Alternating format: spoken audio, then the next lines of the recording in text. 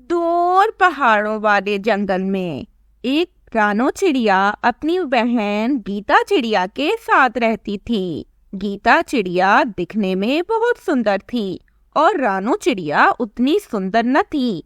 इसीलिए गीता चिड़िया उससे बुरा व्यवहार करती और उसे हमेशा ऐसा कहती, मैं तुमसे ज्यादा सुंदर हूँ।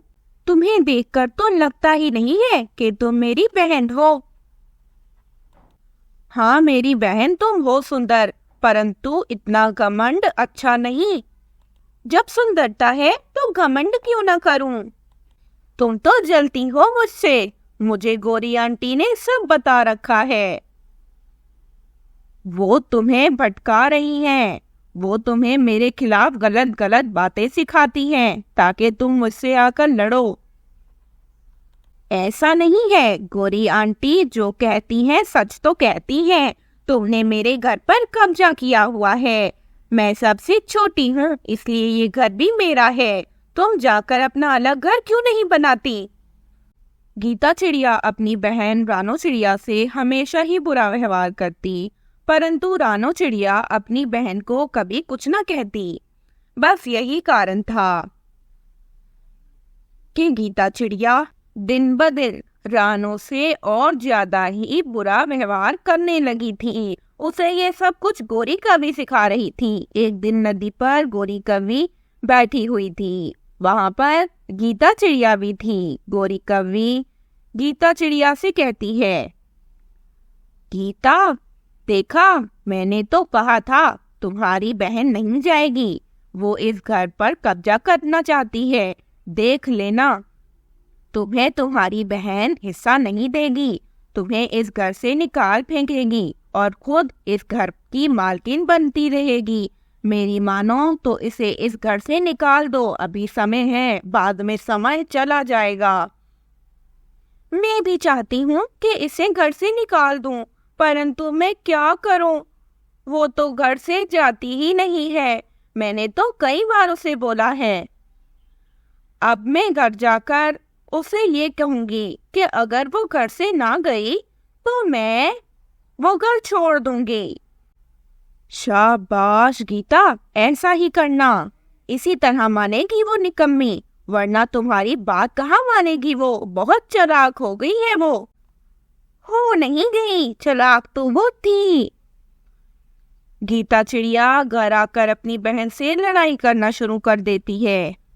मैं कह रही हूँ तुम जाओ मेरे घर से। अगर तुम मेरे घर से ना गई तो मैं इस घर को छोड़कर चली जाऊंगी। फिर ना तुम मेरी बहन और ना मैं तुम्हारी।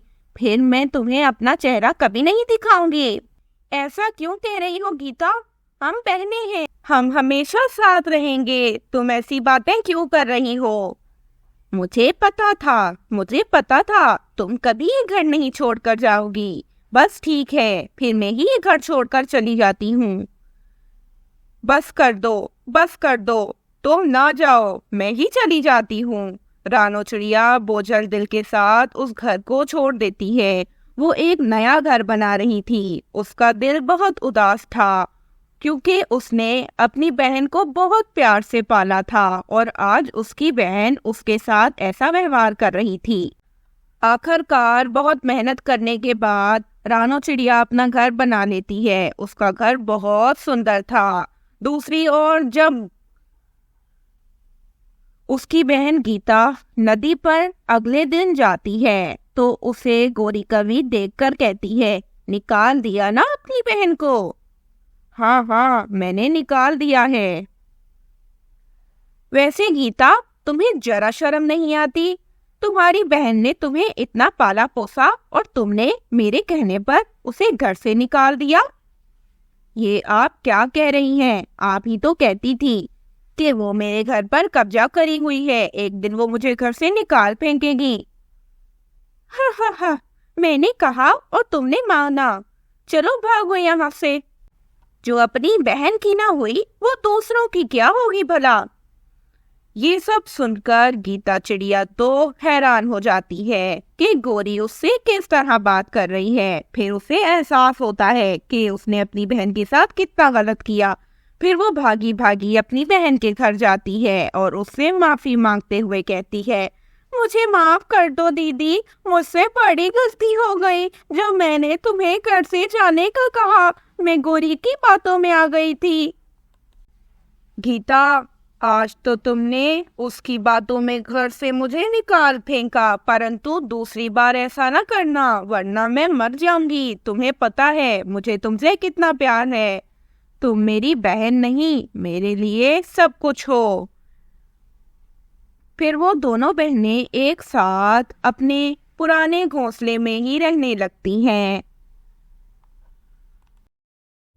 रानू चिड़िया की शादी को कुछ ही दिन हुए थे। उसका पति विदेश में रहता था। उसकी सास उससे ज्यादा अच्छा व्यवहार नहीं करती थी, परंतु चिड़िया अपनी सास से बहुत प्यार करती और उससे बहुत अच्छा व्यवहार करती। एक दिन रानू चिड़िया की सास उससे ऐसा कहती है, मैं नदी पर पानी पीने जा रही हूँ।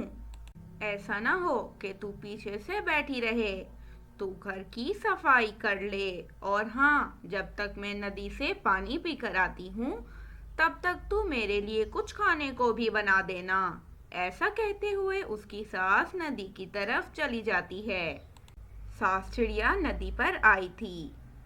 तभी वहाँ गोरी कवि भी मौजूद थी। गोरी कवि सास चिड़िया को देखकर उससे ऐसा कहती है, कैसी हो बहन कमली? सुना है तुमने अपने बेटे की शादी करवाई है।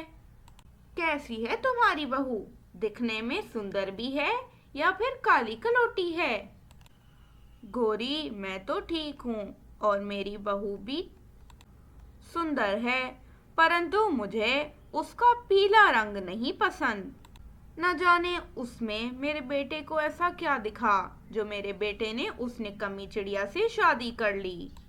काम धाम करती नहीं है, बस बैठकर रोटियां ही तोड़ती है। अपनी बहू की सास चिड़िया इस तरह से बुराइयां कर रही थी और फिर इस तरह कुछ और दिन गुजर जाते हैं। कुछ दिनों बाद रानो चिड़िया एक अंडा दे देती है। अरे रानो, इस अंडे से कोई सुंदर चिड़िया ही निकलनी चाहिए। अगर इस अंडे से कोई बदसूरत चिड़ा या चिड़िया निकली तो मैं तुझे पंख से पकड़कर निकाल दूंगी। वो अपनी सास को इन बातों का क्या जवाब देती। समय गुजरता है और कुछ दिनों बाद उस अंडे से एक लाल रंग की बहुत खूबसूरत सी चिड़िया बाहर आती है। सास चिड़िया तो उसे देखकर खुश हो जाती है और वो अपनी बहू से लड़ाई करना भी छोड़ देती है।